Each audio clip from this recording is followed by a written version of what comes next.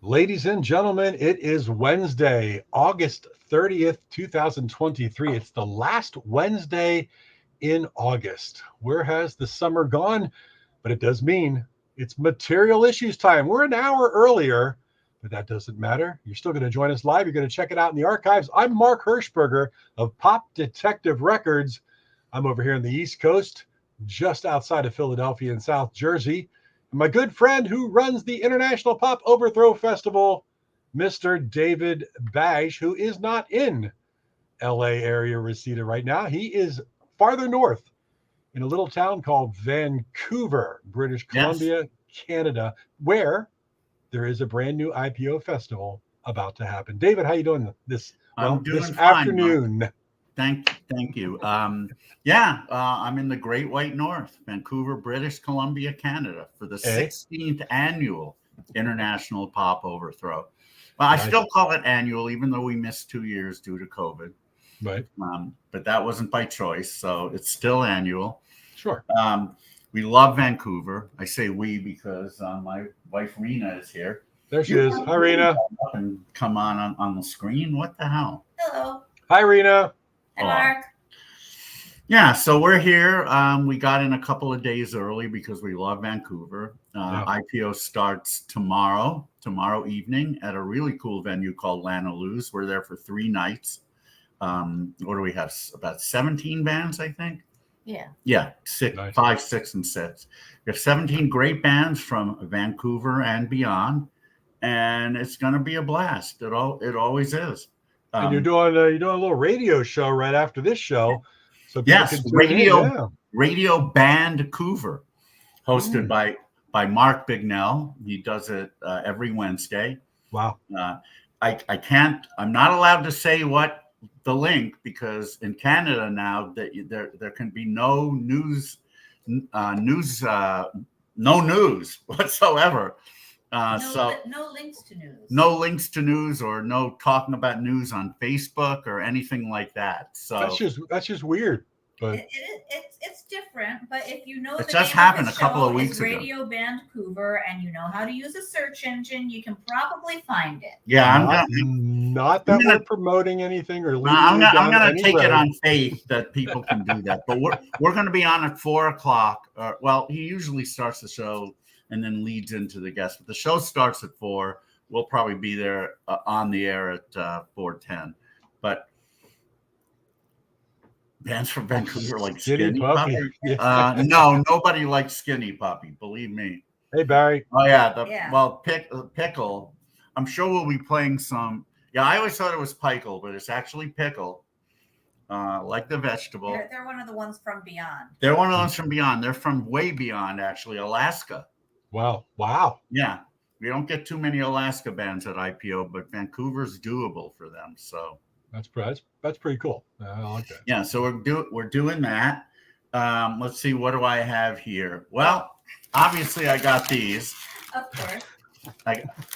I got the loads of ketchup, President's Choice, the best ketchup potato chips ever.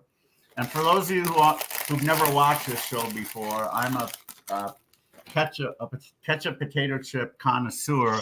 But living in the States, we don't get them. In California, I have never seen a ketchup potato chip until Mark sent me a few weeks ago, which was very nice of him. We do have them here in Jersey. Yes. Yeah. Every time I go up to Vancouver, there's like 4 different brands to choose from, but President's Choice, that's it. Also in Vancouver, President's Choice makes a diet lemonade. It's really good. Sparkling lemonade, which is also amazing, by the way. I know what'll be filling up your suitcase to go home. Yeah, right. And then when I open it, the whole thing blows up, including the records I bought. But anyway, Sunkist used to make a diet sparkling lemonade, and now they don't. So this is the only one. Hey, Tim. And then the other really cool Canadian thing that I got. Okay, she's gonna show. My favorite, Tim Hortons. Tim Hortons. We do not have that in California. Just open that up, Rena, and waft it towards the microphone so I can smell a little bit of that coffee, because That'll do it for me tonight. That's Yeah. all I need. And here's something new. Now, I don't drink non-diet soda. I have enough problems with caloric stuff. That's all I need to have 300 calories 8 times a day of soda. But this is time I made an exception. This is brand new Mountain Dew Honeydew melon flavor. Doesn't exist in zero sugar. So hey Andy, I had to try it, and let me tell you something. This does taste like a freaking honeydew. Oh my God, it really does. You know, I gotta say though, when we first were setting up the show to go, David was running around saying, "I've got to get lighter. I've got to get lighter," which he was talking about the computer camera and how much light on his face. I said, "Stop eating the ketchup chips."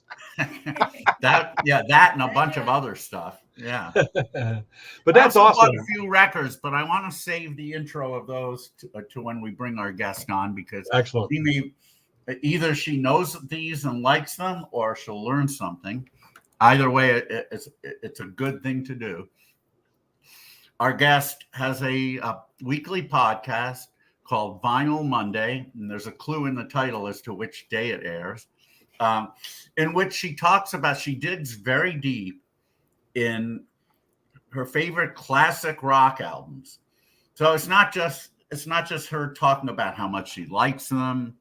It's also background info on how the album was made, different things going on with the band, all kinds of stuff that, even if it's a band I know well, she's talked about things that I had not realized before. So she really takes a deep dive.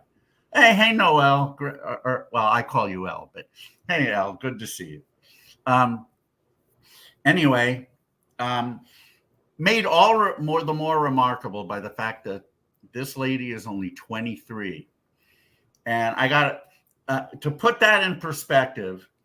She's talking about many albums that came out, I say 35 years before she was born.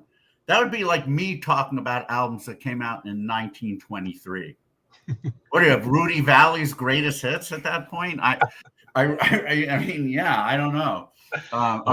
Yes, and I've got one of the original Caruso Victrolas. Yeah. The Caruso does Naples. I don't know what I'd be talking about. She's only 23, and she's talking about classic Beatles albums, Stones, Jimi Hendrix, all kinds of Pink Floyd, all kinds of different stuff. It's really, really cool. Cool. And she's also quite the fashionista, as you'll see by what she's wearing today. So anyway, without further silly ado, would you please give a huge material issues welcome to Abigail DeVoe? Hey. There she is. Wow. Hey. Abigail, do you like to go by Abby informally, or is Abigail? Yeah. I like Abby is cool. You look fantastic. The Beatles posters behind you are great as well. Thank you. Yeah. It's wonderful. Are you over here on the East Coast as well? I am, yeah. Are we close enough together that I can throw a stone? I mean, this is like, what's my line? Are you close enough that I could throw a golf ball to you? I don't know. Ooh, Abby, somebody's already checking in. I got a friend There here. we go. Yeah. And I'm going to guess you're aware of what's my line. I'm going to guess it's not just music, but you probably have some awareness and fondness for 60s culture of all different types. Yeah. Yeah, like I gotta ask, those earrings, just looking at them, to me they look uncomfortable. Are those clip-ons or pierced earrings? These are earrings. They're super light. They're pretty much hollow on the inside. Wow. I have some ones over here that are some real door knockers. They're just they're heavy, but these are one of the easier pairs. Are they clip-ons or are they pierced? No, they're little hooks. Okay, yeah, because I know you used to be able to find stuff like that. There were clip-ons, and now you can hardly ever find anything with a clip anymore. Yeah, I've noticed that too. Are you a big flea marketer, yard sale type of person, or where do you shop fashion wise? Are you just heading up to? I do love a good flea market or a good vintage market. Either one of those. I have ones in the spring and the fall that I love going to. Massachusetts and Vermont, great ones up there. Really building up the vintage collection has taken years, and I find stuff in the most random places. I have a 70s square dancing dress that I found at some junk shop, literally like floor to ceiling stuff. I don't know how I ever found this dress in a store that was basically a giant pile. You really have to be willing to dig to find this stuff. Like this dress was in a dollar bin at a vintage store because the zipper was broken. It was the store's closing sale, so they were doing sort of an everything must go thing. I ended up taking this dress home for a quarter, Wow. 25 cents. So buying the zipper to fix it was more expensive than the actual dress. Wow. What this stuff? Yeah. Yeah. What- Do you what, do all your stuff at real vintage, or do you do any of those sort of retro style places that are recreations that aren't the real thing? I do have some vintage replica brands that I love, mostly for shoes, because vintage shoes are so hard to find in my size. So I just get those new. Everything else in my wardrobe, I have either thrifted or found vintage, or I've made it myself. Oh, cool. It's hard for her to find things in her size. I'm sitting, she's standing, so that should tell you right now. She's 5 even. So If you had 8 hours in the day tomorrow, Abby, and you had to split it up between vintage record buying and vintage clothing buying, how many hours do you do with each? Good questions. Man. Sometimes I come up with pretty good questions. Yeah. That is a really good question. My main hobby, I would say, is the records. It used to be the clothes. I don't have much time for the clothes always. Sort of once in a while, I'll get around to making something or fixing something in my mend pile. The mend pile it's always going. But if I had 8 hours in a day, vinyl, and specifically Vinyl Monday, takes up a good chunk of time. Yeah, gotcha. now you say if you had 8 hours in a day, do you have a day job? My day job is this, luckily. I sort of my dream job, really. Yeah, I can imagine. Very lucky. Oh, well, if you're living your dream, keep living it. Do what you love, because you obviously have a lot of people that love to watch what you do, and love your opinions and love your channel. So the website's fantastic. The articles and blogs and things are wonderful. I was just flipping through it a little bit today, a little bit of the extra time that I had, and really well done. And of course, as David and I said, we're a couple of old codgers. We've been around a long time, but it is amazing whenever we see anybody of your age. And this is not ageism; it's just the fact that you haven't had that many years to experience everything, and yet you've soaked up so much of what has taken place so long ago, and have been able to present it in the proper fashion. We don't sit here Mark, and go, this is 2023. Of course, it's ageism. I'm just saying, we don't sit there and go, she doesn't know what she's talking about, because you do, and it's very cool. It's very refreshing. Speaking of records, I'm gonna show a couple of things, or 3 things that I picked up today. Being in Canada, of course, I try to on this trip, I try to find Canadian pressings of things, and sometimes you can find them reasonably cheap. Like today at Zulu Records in Vancouver, I found 3 things. Are you familiar with this album, Abby? I'm not. All right, well, you should be. The Click were a really cool late 60s band from Texas, I think Houston, actually. Okay. They had some singles on Scepter Records for a while, which are kind of folk garage. Yes, thank you, Elle. Glad to be in your country. So they had a bunch of really cool singles on Scepter, and then White Whale, the Turtles label, signed them, and they released this album. On it, they do a Tommy James song called Sugar on Sunday. I love that one. Yeah, and they do a song called Superman, which REM covered in the late 80s. So this is a really cool album. I know it doesn't look like much by the cover, The back is a little bit cooler, I guess. This is a Canadian pressing, and it was $8, which is about $5.50 US. So how was I going to pass it up, right? So there's that. Then we have, I love the Canadian 6000 Capital 6000 series. That's where the Beatles' Twist and Shout album is on, as well as a bunch of other stuff, including this Jerry and the Pacemakers' Greatest Hits. I'm sure you're familiar with them. It's an interesting band name. And I don't know why, but I just like this picture of Jerry Marsden playing golf. It's a complete non sequitur having to do with music. You gotta love some of these album covers from like the early and mid 60s, especially, where they were just slapping anything on the cover. Here's our artist playing golf. Here's our artist going to get a sandwich. Now, do you ever, whenever you're vinyl shopping, Abby, do you ever look at just various vinyl albums from the 60s with an eye to fashion? Like turn it over and say, "Oh my gosh, look at the girlfriends of this band," and look what at girlfriends. What about Cher albums? Yeah, the fashion on those are tremendous. I have bought albums just because the people on the cover were dressed groovy. My Cryin' Shames album with a Sugar and Spice on it, I bought that one because I loved the jackets they were wearing on the cover. Those like tapestry jackets with the kind of William Morris floral patterns, they were those. And even though the cover is all red, you can't really make out what colors or shades they were wearing. It's just the texture in the clothes were so great. So I figured this has to be good. And lo and behold, Sugar and Spice is on the Nuggets compilation. Yep. Great song. Great band from Chicago. All right, I have one more record, and this one will speak to you for sure.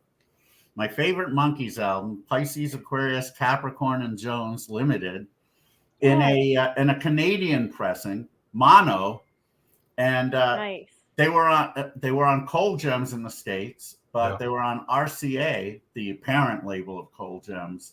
But here they're on straight RCA in Canada, so you can see the black. Victrola. The RCA Victor label. Yeah, so that of course is very cool. I don't know how well this will play. I don't really care because I have the music on so many different things. I agree with you. Definitely the best Monkees album, although Headquarters gives it a run for its money. I will say they're both really close. But this dovetails into something I wanted to ask you. Why did you choose Circle Sky for your kind of preludes to, I don't know, different scenario on your show? Well, Michael Nesmith is my favorite Monkee. And I just thought Circle Sky was really catchy. It had sort of that 5 seconds of really good usable bumper. So I figured, why not make that the transition sound for all of eternity? It works great. Thank you.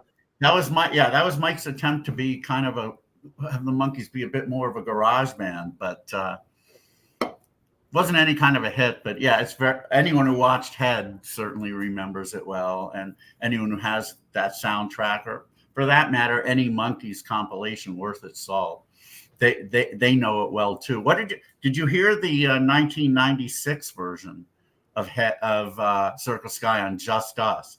I feel like I've heard it once, but I couldn't remember anything definite enough to give you my feelings on it.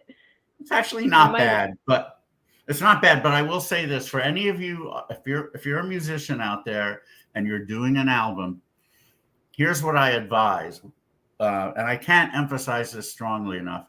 If you're doing original music, do not start your album with a cover. It sends the wrong message. It basically says, I don't think our music is cool enough, so we'll give you a cover that you know by a group who's a better songwriters than we are, and we'll kind of ease you into it. It's like, fine, you want to do covers on your album? Go ahead. Do not lead your album off with, and the Monkees did.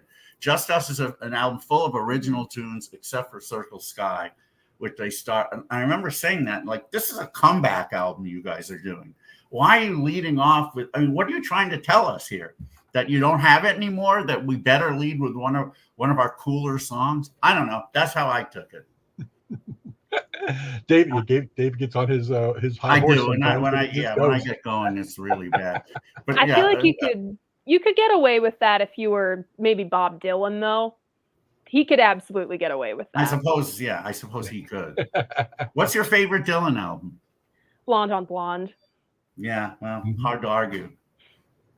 Your process, Abby, when you go ahead. I also have a soft spot for Desire, kind of the unloved middle child after Blood on the Tracks, because Changing of the Guard, love it. And Desire was so fueled by the Rolling Thunder Review, which was just this amazing thing that never would have happened in any other year besides 1975, 76. It was really something special, and that comes through on the studio material on Desire. Wow. I mean, I'm just fascinated by your knowledge of certain your process when you get into doing your Vinyl Monday and you pull an album and you're going to talk about that. Do you really play the heck out of each track and kind of get into each thing and then go back and start researching the album, the tracks, the writers, because you seem to really kind of get the full scope of everything that you are presenting. I mean, how passionate and time consuming is doing your Vinyl Monday per album, so to speak?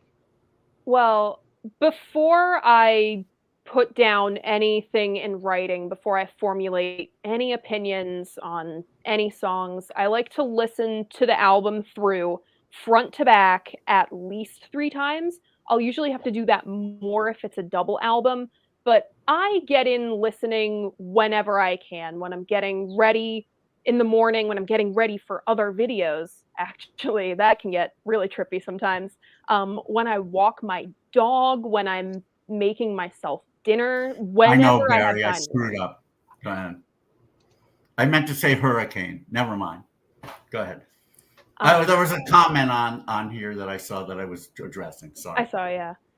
So I really just squeeze it in whenever I can. These videos take the fastest I've ever gotten anything written out and filmed was 3 days. And I think, I don't remember what album video that was exactly, but it was this summer. And it was because I was under kind of a time crunch. But these things comfortably take about a week to write. Sometimes 2 if it's a double album, or if it's just something really important, like say an Abbey Road or an In the Court of the Crimson King.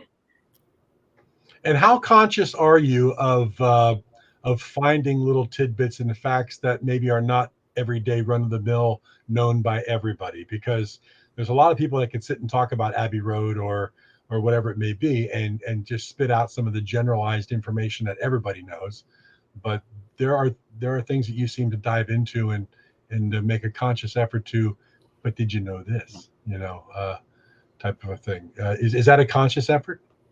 It is. I really like diving into the interpersonal relationships in these bands, whether it's with the band members or with, say, a label or an exec that they're fighting against, or even with a girlfriend or a wife.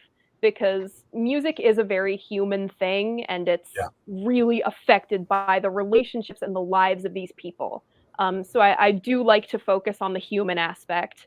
The studio process fascinates me because I'm not a musician and I don't know anything about that. So learning something like, say, how many days or weeks of takes it took to put together something like She's So Heavy off Abbey Road, I found that so interesting. Or what was it? Moby Dick on Zeppelin 2. I thought for sure that would have been put together in 1 day, 1 take, one and done. But it was spliced together from takes at 2 or 3 different studios. And I never would have known that otherwise. Yeah. No, I mean, that's very true. A lot of the artists from the 60s that we interview on this show, you think very simple songs or simple construction, but once they start telling us about how the song came to be and how it even got on a vinyl 45 or a single and how complex everything got, we sit there, we shake our heads and we go, wow. I mean, how does that happen? How does it happen? And I think it's really cool that you are interested as to why a certain song happened and how it took place and came about. That's very cool. Very cool. And with that in mind, do you care? Do you care a lot about nuances of songs and also differences between, let's say, stereo and mono mixes? Stereo and mono, that sometimes gets me. But with something like, say, what was it? It was a song on Pet Sounds where Odyssey and Oracle, where something was recorded on either just the mono or just the stereo track. Mono, This Will Be Our Year, just the horns. So if you're not listening to the mono version of This Will Be Our Year, you're not getting the full experience of the song. So if it's something really context-based like that, then I'll be picky about stereo and mono. Otherwise, I'm one of the less picky listeners you'll find. Odyssey and Oracle seems like it would have to be very high on your list. It is. It's one of my favorite pop records. Knowing what your show's about and talking to you briefly so far, I would think Odyssey and Oracle would be up there pretty high. Do you have a list?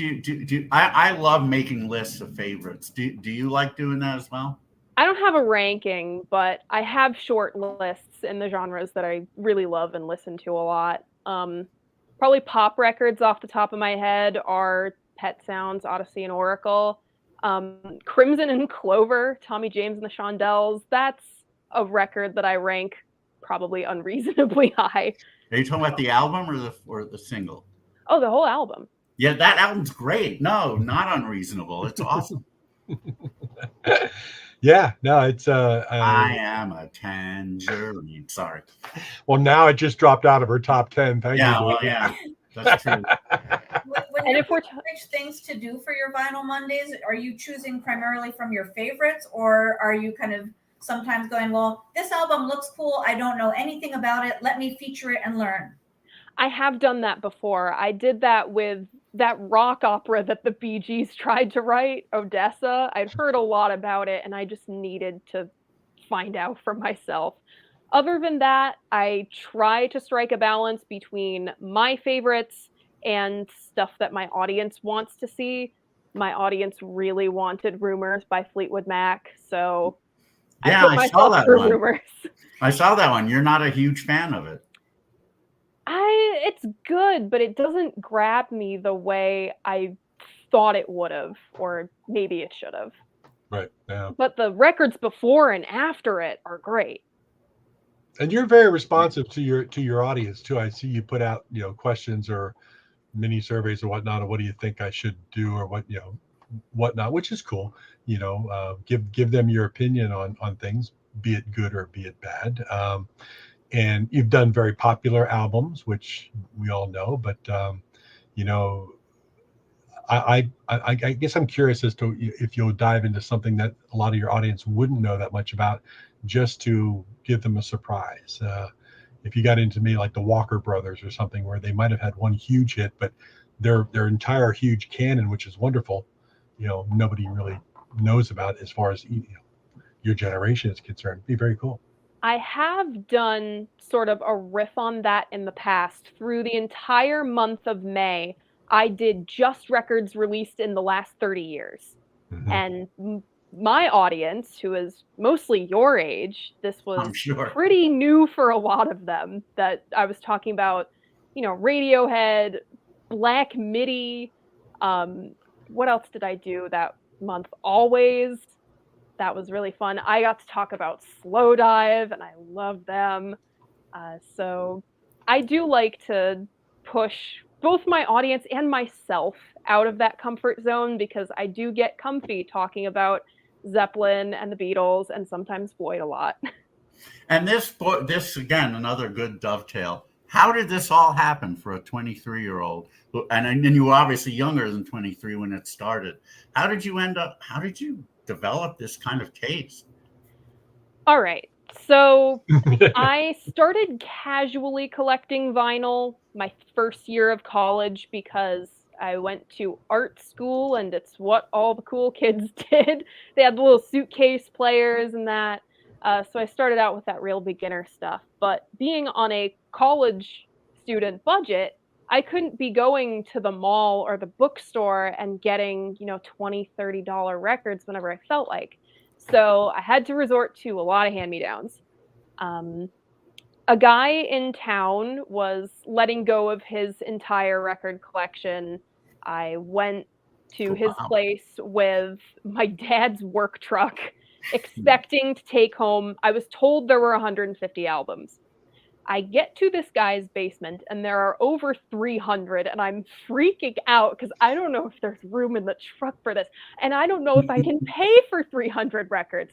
So I am nervously talking to this guy while my poor dad is lugging all of this into the work truck.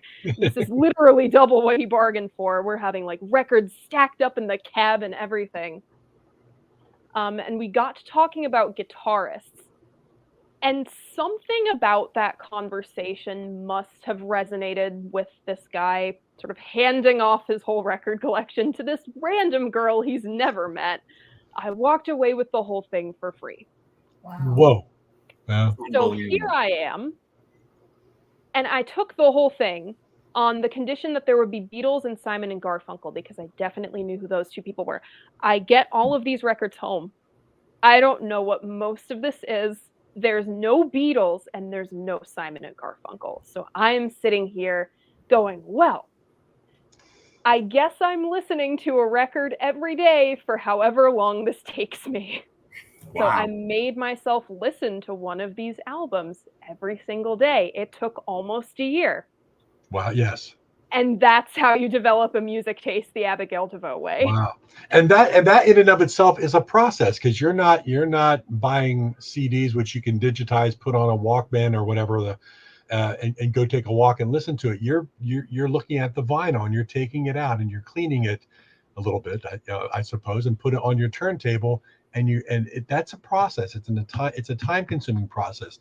But my daughter, I have two daughters. My oldest one is almost 29. She loves vinyl. She collects vinyl. She has an almost jealousy of the era that David and I grew up, where we went to vinyl record shops when it's brand new, and we could get them for $2.99, $3.99 for an album, bring it home, hold that big piece in our hands, pull the record out, study the back, study all the information.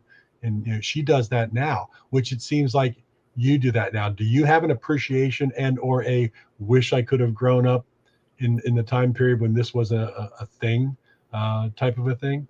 For the price tags, absolutely. I have some records in my collection. I think my London Calling is still in some kind of shrink wrap.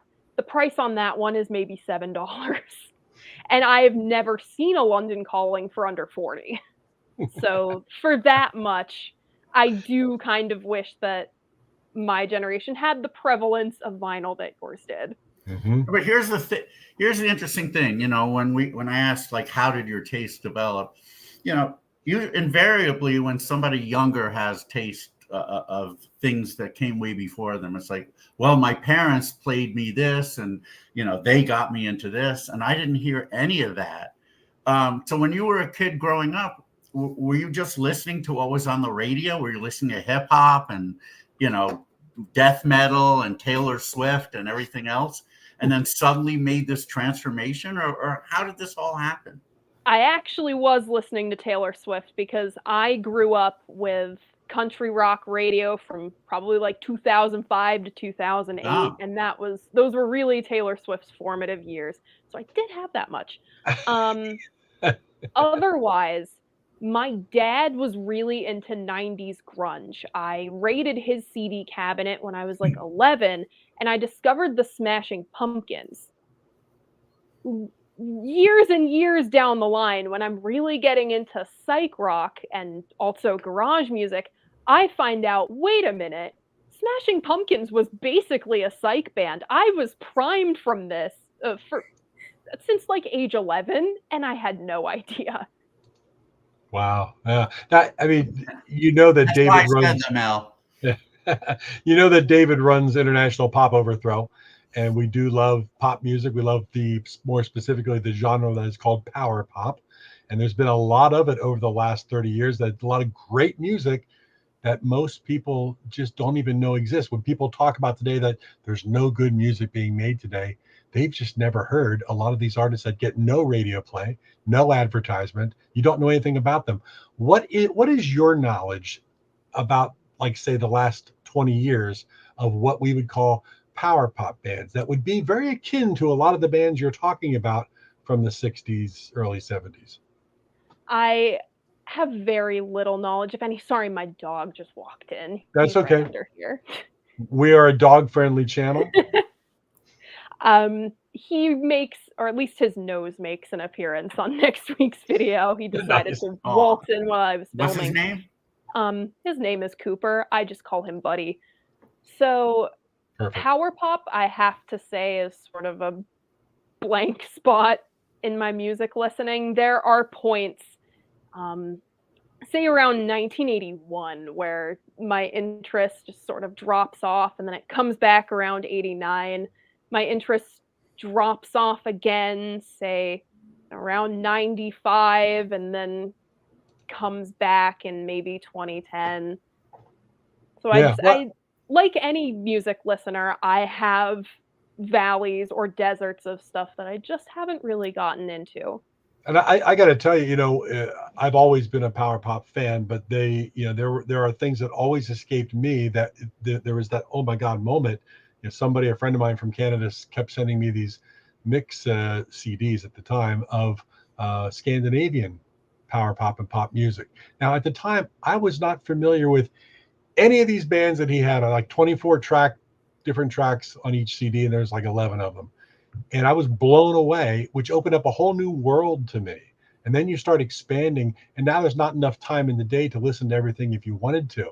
But David and I talk about this all the time, but especially to young people. And David, somebody like Abigail, you put the Merrymakers on her stereo. I think she would be. I don't want to overwhelm you, Abby, but you should take a look at some of my best of lists for each year. Yeah, that's the way to start your education. But you'll probably look at it and say, "Oh my God, get it away from me! There's way too much here." And I'm sure there's so much 60s and early 70s stuff that you haven't quite gotten to yet. That like the Click, for example, you need to hear them. The one I showed you earlier. There are like so many bands like that. But there's also so many that are current bands that do stuff like the bands that you love. That is just, if you don't go looking for them, you'd never know they're out there. Yeah, that's the thing about releasing music in the 2020s. It is a lot easier because you don't need a label, but it's also a lot harder because there's a lot more people releasing a music without a label, and you have to promote your own stuff. Right. Yeah, you sure know about that. So underground stuff can get lost in the shuffle. Oh, there you go. Thomas Person wanted to know what you think of Dwight Twilley Band's first album. Do you know Dwight Twilley? Are you familiar? I do not. Well, there you go. No, Thomas? That's 1975, and there's a lot. This is our latest compilation, by the way, International Pop Overthrow, Volume 24. It has 68 acts on it, all current. Well, the Cowsills, as you know, are not current, but they are again. They released an album last year. It's their current stuff. So it's virtually all original tunes by bands from all over the world who have played the festival. Well, some haven't. Some would like to, but geographically it doesn't work out. So it's 3 discs. It's a really cool digipack. I'm going to send it to you.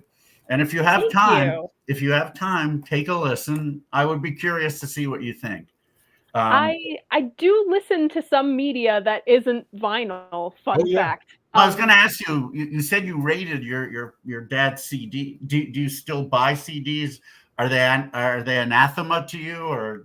I buy CDs or cassettes when there isn't a vinyl option. Like, what do I have here? This cassette right here. Peg, Sheridan Riley, they're the drummer of Always. This is their solo record. Really great pop stuff. And of course, Rob Tyner's solo album. I love the MC5, and specifically, I love him. And this was only released on CD. You can't really stream it anywhere, so I had to pick up a copy. Yeah, see, you're smart. It's amazing how many vinyl snobs are out there that won't buy any CDs. And, you know, I usually tell them, now that I know you have a CD, I can say to all you vinyl snobs out there, you guys are idiots. You know how much good music there is that never came out on vinyl. So you're going to keep yourself from hearing that stuff because of some silly hang up you had. I do wish all aspects of vinyl were a little more accessible. I wish it was easier for groups to press their music on vinyl because it's a great format that a lot of people love. And I wish that, you know, vinyl collecting, the hobby, was a little more accessible. Since I started 6 years ago, the prices have just been going it's insane, up, isn't it? Up and up, and it's sad to watch because if I had started collecting, like if I was in my first year of college now and I started collecting now, it would have been a lot harder. Right. Yeah. It is. Even records, you can find a few bargains out there, though, like I did with these really great 60s albums. But yeah, if you want to buy anything new or even new reissues, as you said, $30, $40, insane. Yeah, it really is. It's really tough. That's why, you know, I reminisce about the good old days, David, when I could have my paper route, and at the end of the week collecting, I could go get 3 or 4 albums for a total of $20. You know, brand new, and just soak them up. So yeah, that's. Do you also like, awesome. Abby? Do you also like 60s TV? A little bit. What are some of your favorites? Really, the Monkees. Well, hard to argue with that. I see a Polaroid behind you. Is that an Instax Polaroid? Are you a Polaroid? Yes. Aficionado? One of the hobbies that I thought I was going to be really into was instant film. I sort of got this whole idea about it. The early 2010s and that instant film boom really put it into my head because, again, that's what all the cool kids did. Right. This is the Instax SQ6. The square? This is my favorite one that I've used. I wish that Polaroid hadn't discontinued the Spectra film because I have a Spectra camera and I just love the aspect ratio of that film. I love the way it looks. RIP to Spectra. Yeah, no, I'm with you. I have 5 or 6 Polaroids myself. They're all Instax. They're all Instax wide, Instax minis, all the kind of fun stuff. But I really love the Instax film wide printer. So you can take anything from your cell phone and print it out on Instax wide immediately, which is really nice to do if you don't, you know, if you didn't have your instant with you.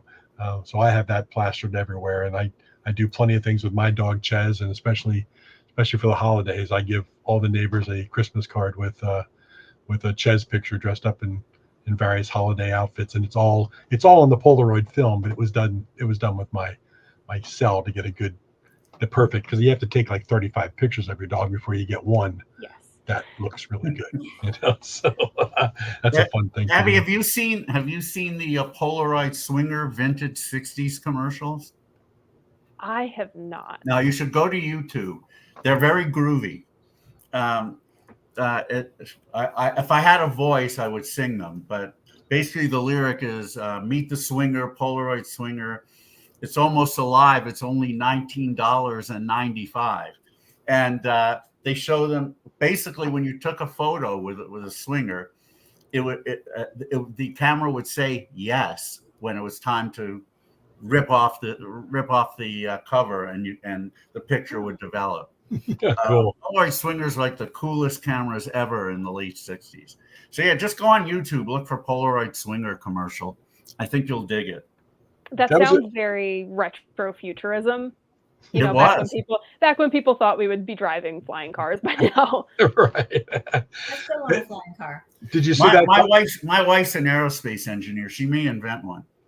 Did you see the comment that popped up, Abby, about wait a second, I got to get back to it. Still wondering when Abby will review a Monkeys album since she uses Circle Sky with every video. Oh, you mean you haven't? I thought you had. I haven't. I only have a Monkeys compilation in my collection right now.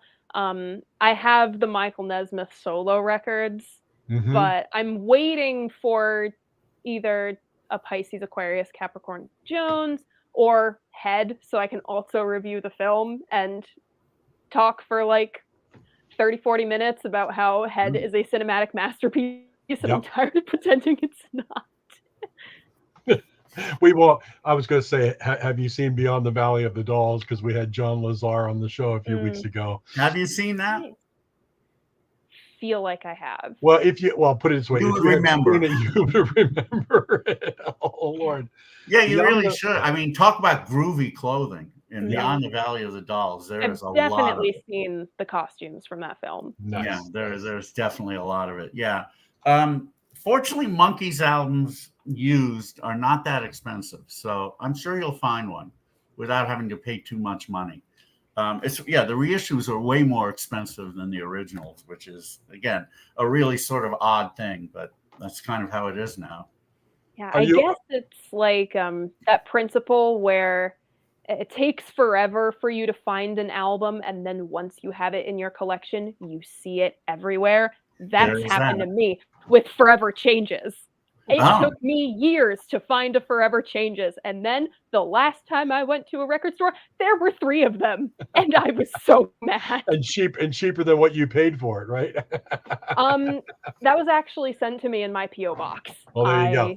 Someone finally took it upon themselves. It's kind of a joke on my channel that Forever Changes is the most requested album of all time on Vinyl Monday, more than in the Court of the Crimson King, shockingly enough.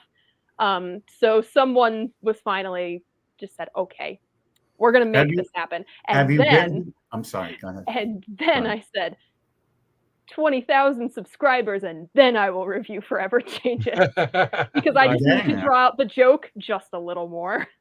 Have you been between Clark and Hilldale? You haven't been to LA yet? I haven't been to the West Coast at all. Oh, yeah. There you go. That's all right. It's all right. Yeah. It's another goal. How about when you think of 60s, are you familiar at all with what they called lounge music or exotica and a lot of the instrumental things? Yes. Hugo Montenegro and Denny and those guys, because it seems like something that you would like that would catch your interest, so to speak. Yeah. Really, exotica came to my attention with researching for pet sounds and how Brian Wilson kind of had this fixation on exotica for a little bit. Other than that, as for lounge music, I probably gravitate towards bossa nova. Mm-hmm. I really love Gets Gilberto. It's one of my favorite jazz records. Wow. That's pretty awesome. Maybe there's a lot of that coming back out of reissue and vinyl and things too. Mm-hmm. I've picked up quite a bit myself because there's just nothing like it when you don't want to really think too hard about everything, but you're just hearing it all in the background. It's great. Yeah, I love it. Go ahead, David. You're gonna say have you heard "Busy Doing Nothing" by the Beach Boys? That's their one bossa nova song. I definitely have. My life has sort of been overrun by the Beach Boys recently. Glad to hear it. My favorite album of all time is Sunflower. It's a great one. But Pet Sounds is way up there too. How could it not be? Do you get inundated with your fans sending you things or sending you suggestions or constantly saying you need to hear this, like we are doing to you right now, overloading your brain saying you got to listen to this? We get excited over this. I am inundated with requests, and it's tough because I want to make them all happen, but at some point, Vinyl Monday would become entirely requests, and that's not what I want to do. Right. No, it's understandable. No. But sometimes someone will request something, and I go, have I not talked about that yet? Why have I not covered that yet? Wow. See, like Barry asked a good question. Are you familiar with Big Star, which is an early power pop? Well, they don't like to be called power pop so much, but they were a power pop band as far as we define it. Right in that wheelhouse. Badfinger, which obviously, Right. From your Beatles connection, you'd be familiar with Badfinger, of course. All right, here we're going to do a 180-degree turn here, and you can ask me this question right back. So this is not sexist, but 60s artists you would have loved to have a fling with, and 60s artists you'd love to be married to. I do have quite a few faves. Filling out some old school groupie vocabulary there. Just Keith Richards is one of my favorite personalities in rock and roll. It's a miracle that man survived the 70s. And once you get past the persona, he seems like a pretty cool guy. Yeah. I really dig Noel Redding. I'm kind of sort of a fan of the underdogs of the experience. And just my boys in the MC5, Wayne Kramer, Rob Tyner, they just looked great on stage, had a lot to say. Yeah. And outside of, let's say, musician girlfriends, which you're familiar with their style, how about late 60s television and movie sirens? We talk a lot about Joey Heatherton and Lola Falana and that whole era of actresses that were very Twiggy-esque in their fashion or whatnot. Do you have some favorites that you think would be some that you would love to have a conversation about how you put together your fashion? And not off the top of my head. Film is sort of a blind spot for me, which is sad because I did study a lot of film in college and I loved it a lot. So someday when I have some time. Keith Richards has a liver made of stainless steel.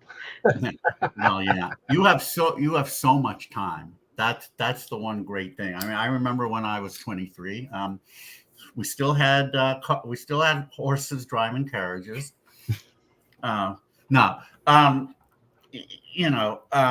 You have so much time. You have so much time to learn everything. Thankfully, you're like way ahead of a lot of people at this point, especially given what you're into. I mean, how many 23-year-olds know anything about the 60s other than their grandparents lived in it? So don't sweat it is what I'm saying. No reason to rush everything. It'll come to you. Somebody asked you, Abby, do you have any help editing your videos? So that would be my question as far as what is your process, for filming? Do you film everything in basically, one little period and then go back and work on edits to put everything together? Yeah. Sort of my general Vinyl Monday schedule would be, research however long it takes. I like for it to take a week, but sometimes it can only take 3 days. Filming on maybe a Thursday or a Friday afternoon, and my Saturdays and Sundays are spent editing, and then showtime is Monday. Nice. Wow. And just my listening, really, when I started this for YouTube specifically, when this series just lived on Instagram, it was a lot easier. But scheduling out listening, sort of blocks of how much time I'm going to devote to one album before I have to move on, that has gotten difficult. Oftentimes I have to overlap my listening, and that's when it really helps to take a lot of notes. Vinyl Monday would not happen without the Vinyl Monday notes template. Oh, sure. No. So then, do you always work on more than one set of Vinyl Mondays at a time, or do you sometimes just do, no, I'm just focusing on this week's and then I'm moving on to next week's? It really depends on what the scheduling in the rest of my life looks like. I really do prefer to block off and say I am working on this Vinyl Monday this week, and then I move to the next. But sometimes I do have to overlap. I just got through about a month-long period of overlapping everything, because that's just how season finales go. Yeah. How about live music? Do you go out and about and check out today's bands at all that are playing in small clubs or and for that things, matter, 60s bands that are or coming 60s around bands and that come still through? playing. Yeah. Not often, but I love live music, and I love to. The last show I went to was in November. I saw Always, and I managed to get right at the barricade. We were just there early, just enough, and that spoiled me. And now at every single show I ever go to, I'm never going to be anywhere but there. I'm seeing Slowdive in a few weeks, and Oh, nice. I am getting to that venue a couple hours early, and I'm going to stand outside. I don't care what the weather is like, because I have to be right up front, and I have to be right in front of Neil Halstead. And I'm probably going to be crying the whole time. Oh, I love it. The passion is great. It's great. no, I never got to give my fling and my who would I want to marry. Well, the fling thing, if it was non-music, I'd say, well, Ginger for a weekend, Marianne for a lifetime. That's how I always answer the Ginger versus Marianne question, which I'm sure you're familiar with Gilligan's Island. But if it was music, probably Grace Slick for a weekend. She'd probably destroy me, but I'd have to experience it.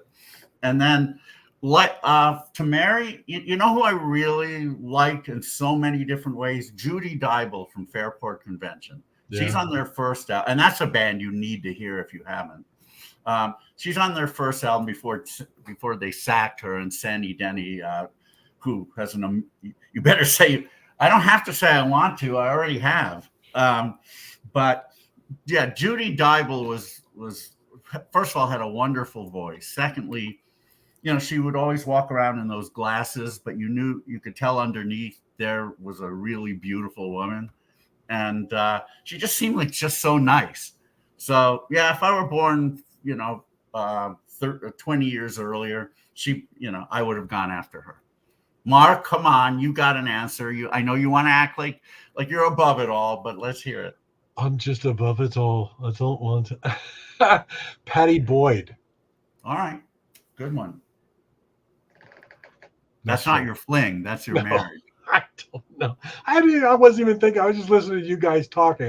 Marianne Faithfull for your fling. How's that? Yeah, they're Marianne Faithfull for my fling. No, I love all the siren. I love Raquel. I love Joey Heatherton. I love Lola Falana. I love Connie Stevens. Well, if you're talking about actresses, then that opens up a whole new. It opened up the whole thing.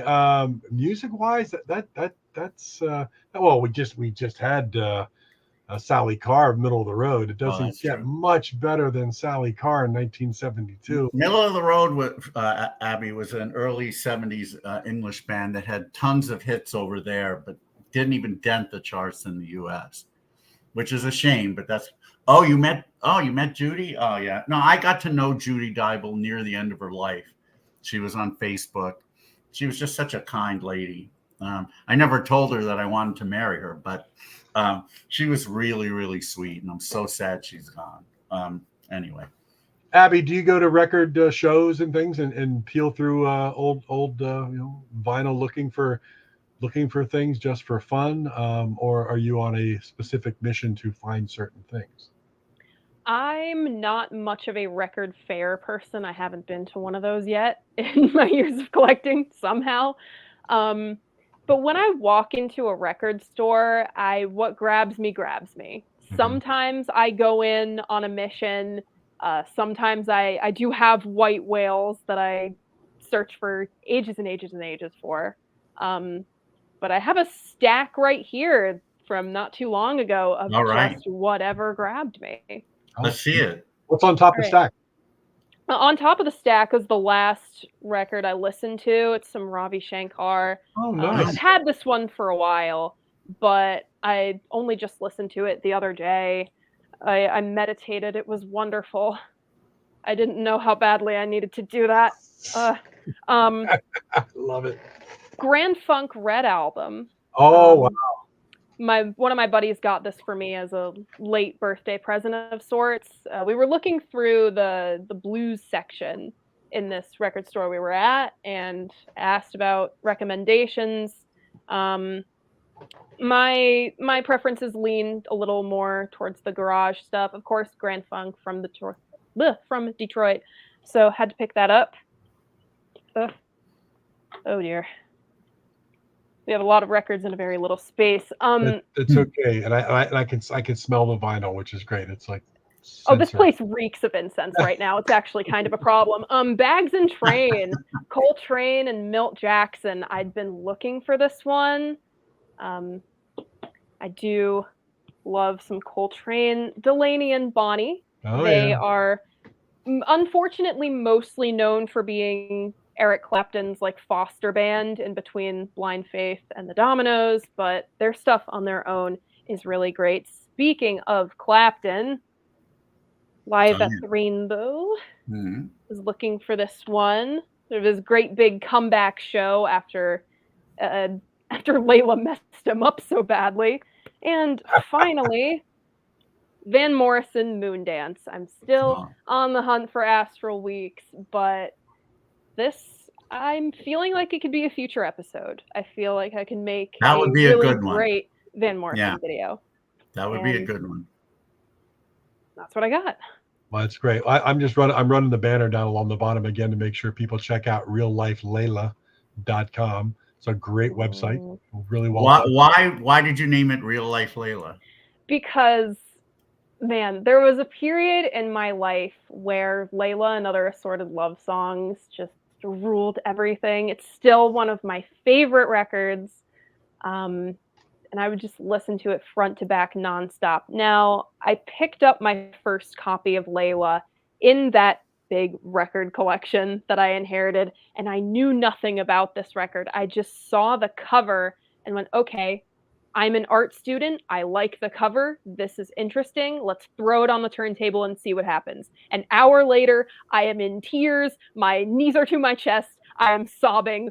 What is this thing that I've heard? This is wonderful. Wow. So imagine you've heard that record and you have no idea about the backstory. That was me. So I find out all of this. Yeah, and I just fall for the story even more. I mean, Patty Boyd is one of my style icons. She was really the first muse that really got me into the 60s fashion.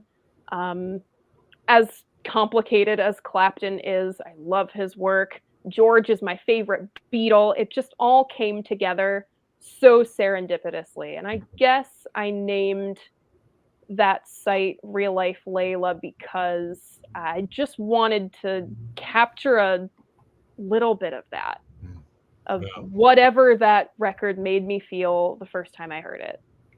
Now, it's been a while since I wrote there because I mostly write for my YouTube videos now. But it's nice looking back at that website and when I thought I was going to be a writer, because I'm proud of some of the work that's up there. And that might come back around for you too, because I was going to say, again, you're 23. You thought you were going to be a writer. You've got so much time. You can be a writer. You can be anything you want at this point. Yeah.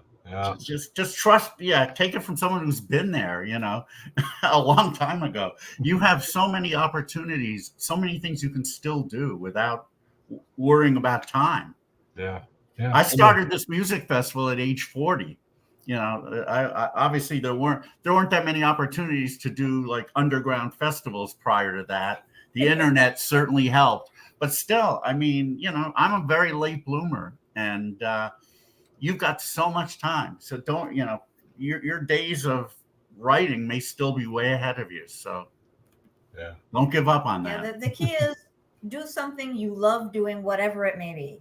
She knows better than anybody. She loves being an aerospace engineer. I've never seen anyone work harder than her. I mean, she puts in work at home and at the office, probably about 12 hours a day at least. And she loves what she does. Yeah, nice. Well, she's never going to quit. So at some point I'll retire and just hang out doing music festivals with you at some point. But Yeah, I wish you could do more. But anyway, so yeah, you've got your whole life ahead of you. I only wish I could go back and do that, but you have it. It's a double-edged sword working like you're running out of time. Yeah. But that's not a bad thing, though. I mean, working like you run out of time, because then you fit a lot of things in. Trust us, we've been around a long time, that time is one thing you only have a finite amount of. So do as much as you can and enjoy everything you can in the time that you have. Every day really is a gift. And as Judy Dybel sang, "Time will show the wiser." Or Emmett Rhodes wrote it, but still, it's absolutely true. Yeah, it is. So you say you haven't been to LA yet. Have you been any place else in the world record shopping? Like, I know this one's favorite place to go record shopping is Stockholm. Have you been out of the country?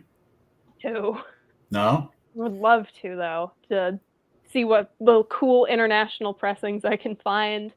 I don't often go down there. I have a sister who lives in Greenville, South Carolina, and there are a couple record stores down there that I really like, and I've found some great stuff at.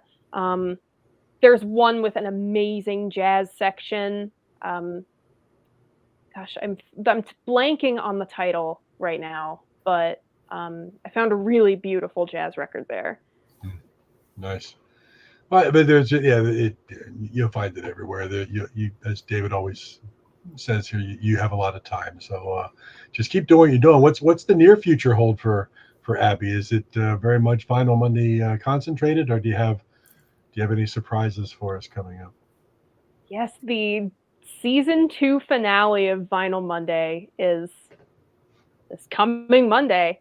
There's a little bonus episode just celebrating the anniversary of an album that's especially significant to me and my generation of rock listeners. And then Vinyl Monday season 3 comes back in full swing on, I think, the 18th with another big album anniversary. I've done pretty well with 30th anniversaries on my channel. Siamese Dream was the most recent, and it's one of the best performing episodes I've ever had, which I never expected. So I have a feeling this one is going to be a good one. Basically, Vinyl Monday season 3, expect the unexpected. You are not going to know what hit you.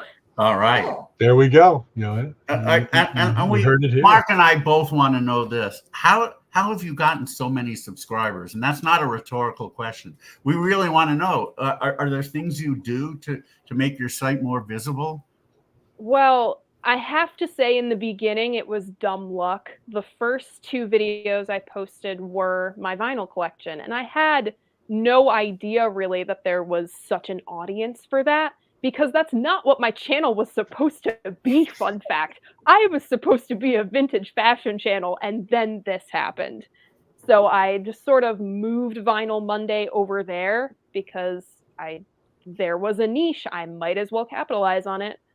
And other than that, honestly, I've been blessed with some dumb luck. Yeah, I mean, and the Blind Faith video. Oh, the Blind Faith Vinyl Monday, you mean? Yep. I saw that one. It did wonders, but it haunts me. Will that always be is that what I'm known for? Yes. Yeah.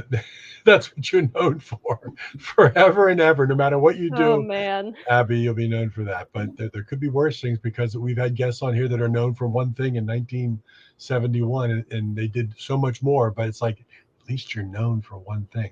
99.9% everyone in the world. And again, you have so much time to be known for so many more things. So my guess is you will be. It's nice. Thank you.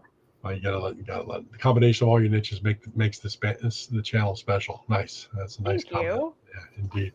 So Thomas Person, Thomas Person, I did say or Person, I did say Stockholm. Yeah, I did my. We've done the music festival. Yeah, we've done the music festival. We had done it there from 2015 through 19, and besides loving the architecture and just the whole vibe of Stockholm, you walk down the streets, record stores just come at you. I have never seen more record stores per capita than any place but Stockholm. And as you were mentioning different pressings, there are some shops there where you can find pressings from all over the world. Now, they're not going to necessarily be cheap, but they'll be there and they're in stores. So, even though, I still love shopping on Discogs and other online retailers, but there's nothing that'll ever replace the feeling of seeing a record in a store and just having that experience of being like just so pleasantly surprised and being able to look at the record and being able to buy it right there. And Stockholm is a great, great place for that. As is Copenhagen, I found out this year, because we did the festival there as well. That's what gets us to all these countries. Just doing. And in fact, we had our honeymoon in Israel, in Tel Aviv, and somebody actually set up an IPO show for us there. So we actually did the festival there during our honeymoon.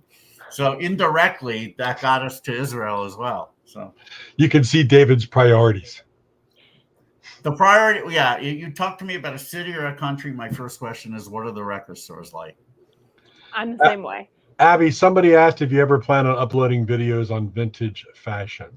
It will happen. I don't know how, but it's going to happen. We will somehow circle around to the original intent of this channel. It should. It's as things go with me. I truly have the most random life.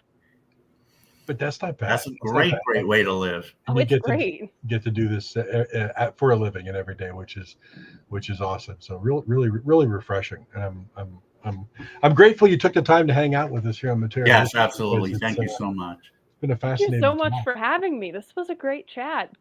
Some good questions in there. I like being stumped. Well, good. Well, yeah, we were discussing whether we should play a trivia thing with you. Maybe we'll get you back here in the future on a trivia episode. We do episodes from time to time called Stump the Bash, because David is kind of like a savant when it comes to music. Late 60s into primarily the early 70s is his wheelhouse.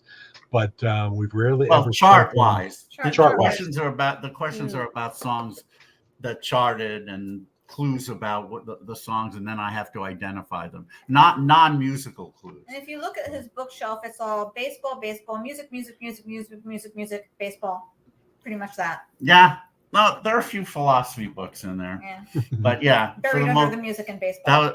For the most, my minor was philosophy, and my major was journalism and then psychology, and I actually taught psychology at community college for 8 years. And then the festival opportunity came along, and I had to do it. But yeah, mostly music. And I don't. Are you a huge collector of things? So I have lots of different collections. Do you? I do. Aside from the vinyl, the vintage everything collection has just overrun this place. Really, any flat space is space for a collection. Nice. I'm with you. Something I don't often get to talk about, though, is the vintage magazine collection. It's very small. Show us, yes. And I don't know if it's going to. Here we go. This is really the one thing that is worth showing. That I think I have. There's more, but it's in a very inaccessible spot right now. But what is always accessible is the January 4th, 1969 issue of Rolling Stone. Wow. Nice. Yeah, it's got my man Rob Tyner on it. MC5 was the cover story, but this headline I get a kick out of: Traffic Breaks Up, Winwood to Play with Clapton. Oh, wow. Talk about foreshadowing. Yeah. Oh, it's awesome. Yeah, David and I are collectors of various ephemera. We love it. We're always showing things on this channel. Like, look what I got. Like the Mont Blanc pen. I'm a big pen. Mont Blanc collector. So he has his watch of the week. This is a Jules Verne Around the World in 80 Days homage. Yeah. Mont Blanc is a champagne of bottled pens, everyone. That's a 60s reference also. But it's good. So a lot to look forward to on your channel. It's your YouTube series. What's the best way for people to find you? Is just type Vinyl Monday in YouTube search engine. It'll take you right to Pretty much to Abby's channel. Vinyl Monday, VINYL Monday, just like it sounds. Anybody Dead Kennedys? I saw the Dead Kennedys back in the day many times. Yeah, not me. Right here in South Jersey and Philadelphia and all these great clubs that no longer exist, sadly. But yeah, back in the day, great stuff. So yeah, we're looking forward to the season 2 finale of Vinyl Monday, and then of course kicking off a big surprise that is yet to be mentioned for season number 3, Vinyl Monday with Abigail DeVoe, not Devo, like I was asking earlier.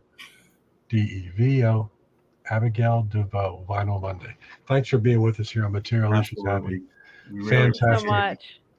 Well, we wish you the absolute best. Stay happy, stay healthy. Keep doing what you're doing, and just enjoy the heck out of it. And have a super rest of your week. Thank you so much for having me. Hopefully, I'll be able to watch what time does Vinyl Monday air? 11 Eastern time. 11 in the morning. Oh, well, I've been told that I post at the same time as Professor of Rock, which I didn't realize until I got a comment this week saying I'm switching back and forth from these 2 videos. I wish you didn't post at the same time. Well, so at 8 a.m. on Monday, I will be watching before we board our flight home. Excellent. Well, enjoy, Abby. Thank you so much again for coming on. A lot of people that checked in here and were commenting throughout the show. We appreciate you stopping by Material Issues. We'll stick around. We're going to talk about who we have coming up. We've got some pretty incredible early 70s stuff and some 90s stuff to talk about. Abby, we'll let you go, but thank you so much. And we will be watching, and we'll see you soon. Best of luck. Absolutely. Thank you so much. Bye. Thank you. See you, Abby. You remotely.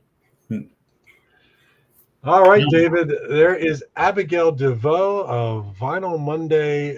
It's really not a podcast. It's a YouTube series, I think is what they call it, because podcast kind of makes you think about just audio. But Thank you, Terrence.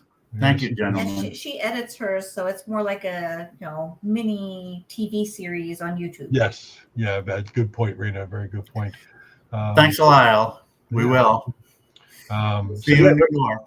Very, very interesting lady, and very refreshing.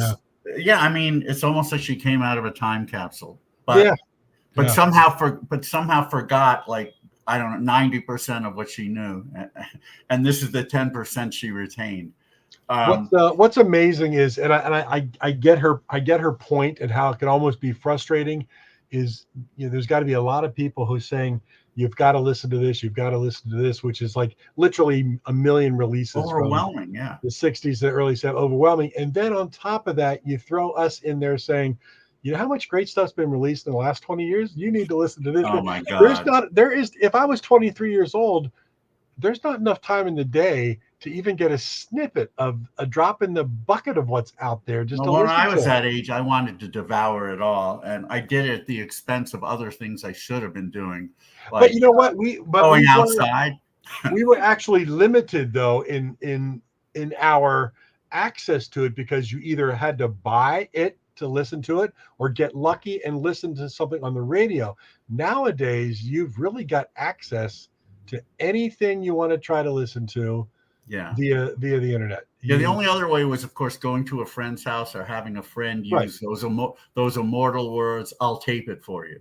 But it was still very limited as far as... Well, there wasn't nearly as much stuff out either. There wasn't as much stuff out, and like you said, you couldn't just like go type it in on a search engine and hear a snippet to decide if you liked it. You had to kind of take that leap of faith of, it looks cool, I'm going to buy it and see. Yeah. So I get where the frustration for a young person would be. Yeah, the only thing I would want to say to her is just don't, I said it. I said, don't sweat it. You've got plenty of time. She's an old soul at 23, and she's acting like she doesn't have any years. Well, I missed my chance to be a writer. What are you talking about? You're 23. You can do whatever you want, whenever you want. Just don't sweat it. Whatever you want to do, just don't worry about not having time. Just do it. Yeah. I think what she meant is that she's so busy with what she's doing now. Right, but right, she'll figure it out. Yeah, no, it's true. It's just a neat guess. We've been in a wheelhouse with a lot of Greta Van Fleet. There you go. We've been a wheelhouse. Our show, we've got a lot of older guests on that lived through that time. Almost all, yeah. And so to get a young perspective on not only the music but fashion and things that she loves about it. She's our youngest guest for sure. Oh yeah, it was really cool, very cool, and I wish her the best with that. Already successful Vinyl Monday show, so it'll only get better for her. Only get better, so that's great. Yeah. But speaking about getting better, it's getting better all the time. Next week is an open week. We think at this point it's an open week, and I'm looking forward to another Stump the Bash. So. Yeah, we'll do as well as talking about stuff, and we'll both have a lot to talk about, I'm sure. And there may be more interesting finds that you buy up here that you can. Yes, there'll probably be a few more, and of course I'll be able to talk about IPO Vancouver, and we'll both have stuff to talk about. And preview of IPO Arlington, which is next after this one. That's true. But pray tell, Mark, what is happening on our show on September 13th? Nothing. Now, September 13th, we're back in the wheelhouse with another great guest, and you want to talk about early 70s successful artists. September 13th, two top 10 hits, 72 and 73. Came out of the gates with 73 and 74. 73, 74, 75. Came out of the gates with one of my favorite early 70s tracks, Spiders and Snakes. We've got Mr. Jim Stafford. He had a follow-up hit with Wildwood Weed, and then a pretty big hit with My Girl Bill. And he had a summer replacement variety series. He's toured the world. He had his own theater in Branson, Missouri for many years. And actually, one of the reasons he's coming on the show, not only to talk great music, but he's going back to Branson in October for appearances. And he'd like everybody to know that Jim Stafford will be back in Branson live. So, very cool. Jim Stafford on. I really want to ask him about his good buddy Lobo, because Lobo is one of my favorite 70s acts. Wonderful. A lot of people don't know that he actually had some pretty good albums. He's everyone thinks of him as a singles artist, which he was, no doubt. But some of those albums are excellent. He was a great singer-songwriter, and I think they grew up together in Northern Florida, and maybe were in a couple of bands together. So hopefully they're still in touch, because I would love to have Lobo as a guest, as I'm sure you would. Mm-hmm. Oh yeah. Maybe we can we can make that happen. Yeah, and so then we got on the 20th. We got another great guest coming up on the 20th. What do we got?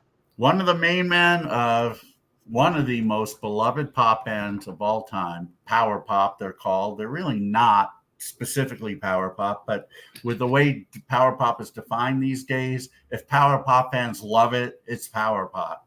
And Jellyfish is definitely one of those bands that almost unanimously power pop fans love.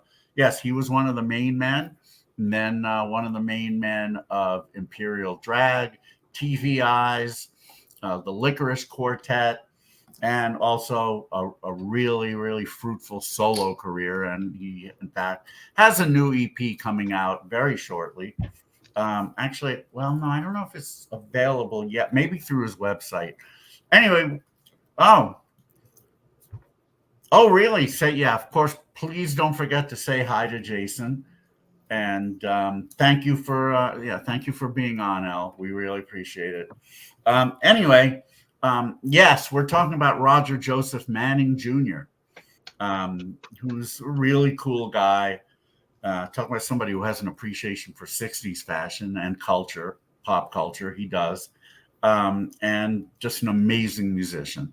Yeah. And he's got a record coming out. Thank you.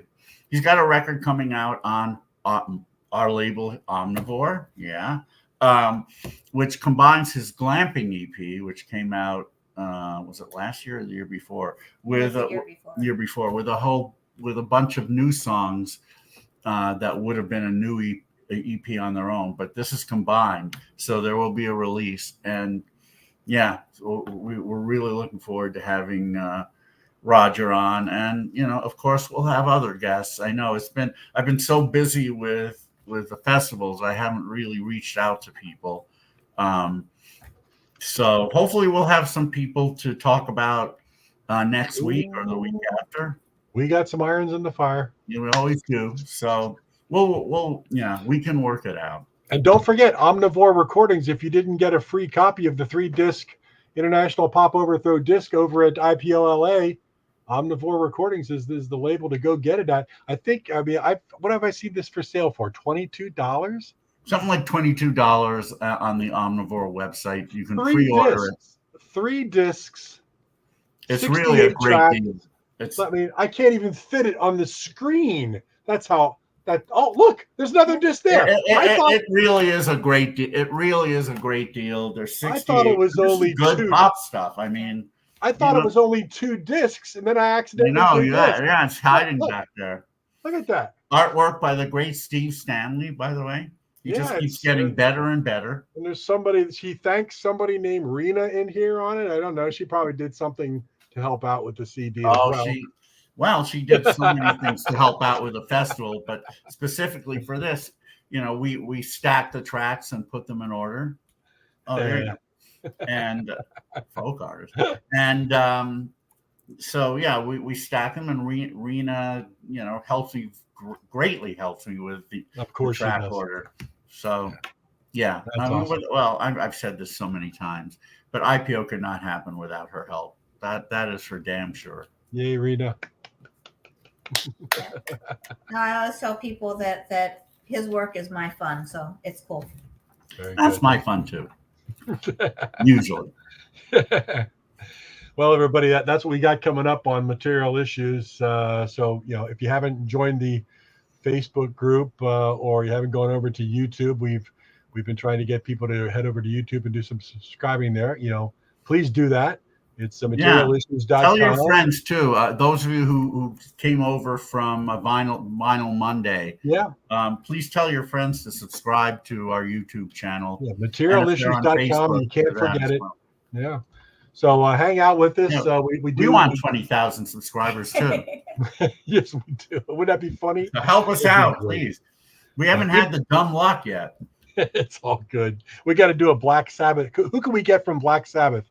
Or Blind Faith. Blind Faith. Who can we get from Blind Faith on the show? Eric's still kicking, so. Hey, thank you, Hot Wax. Appreciate you hanging out here and come back and see more streams. We've got some great stuff coming up. Thank you, Tim. Thank you, Tim. Always good to see you. Thank you, everybody. David, great to see you. Best wishes for IPO Vancouver at thank you, Mark. What's the venue called again? It's called Lana Lou's. Lana Lou's. I wanted to say Loopy Lou. Named after the owner, a great gal, Lana Rima. So yes, nice. We want to thank her very much for having us back. And we'll have fun for sure. Have a great weekend. It's Friday and Saturday night. Thursday through Saturday. Thursday. Yeah. So it starts tomorrow night. Yeah. And you got the radio show coming up after this program.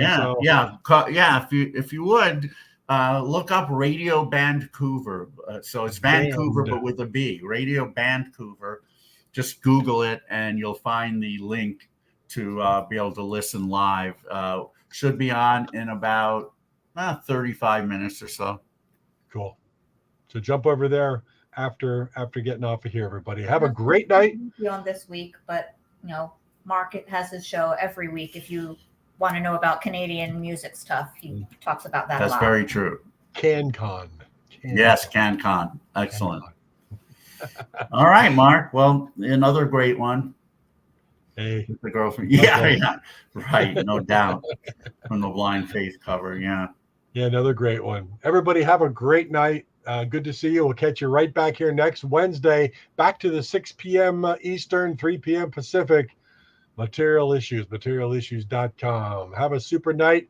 I always say to David, love to Rena, but Rena, you're right there. So love. Love to you too, Mark. Bye. All right, we'll see you Say hi next to time. Ches. We'll do. See you later. Bye-bye. Good night, all.